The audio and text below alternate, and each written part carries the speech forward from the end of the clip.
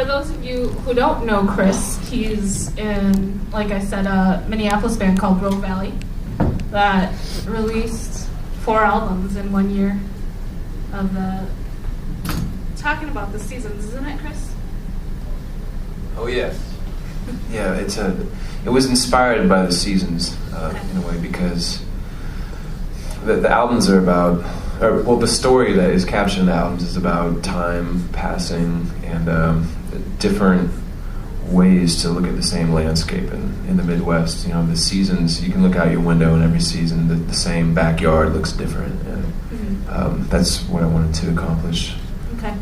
So you started out solo, and what brought you to Rogue Valley? What made that decision to switch to full band or change over? Well, there was a lot of reasons why. One reason was that the people that I've been playing and making music with over the last couple of years, I felt like they were being underserved by just being Chris Koza band. I was like, well, that's not really fair, because they are very committed, and they offer a lot of musical input, and also because we were doing this concept, this 4-album cycle and a story, I thought that it would be important to give it its own title, to make sure that if people were just stumbling upon it, they could have some kind of visual reference right away, instead of just the name of some guy that they didn't know. So you've been you guys released 4 albums, and then I feel like you're always writing too, even your solo stuff. Where do you find the time? And where do you look for when you're writing? Well, I make the time to do it. Sometimes it seems like the time finds me, like nothing else will be satisfying. I just won't want to. I don't watch a whole lot of TV. Sure. I love NBA basketball, and so while the lockout was happening, I was able to write a few songs that I probably wouldn't have otherwise, because I would have been watching some, grown millionaires throw a ball around.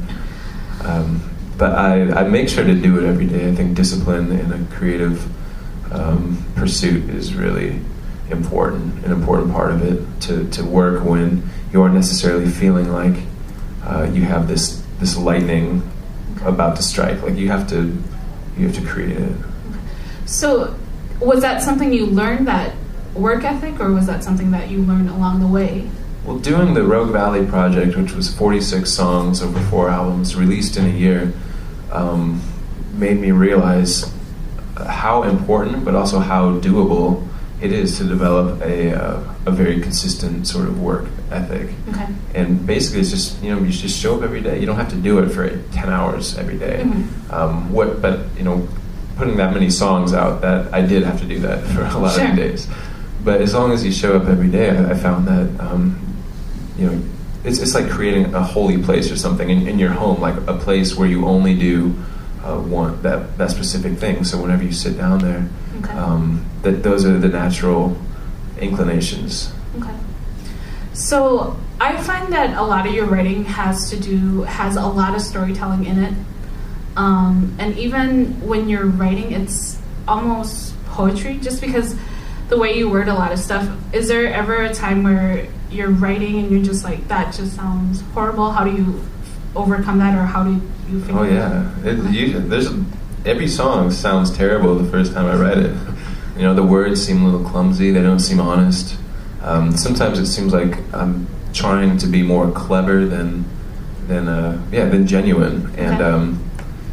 And it's just by working at it and reworking at it and chipping away and trying to get to the essence of what I want to be communicating lyrically, that I can let my guard down and be honest. Okay. Can we get another song? Yeah, okay. Absolutely.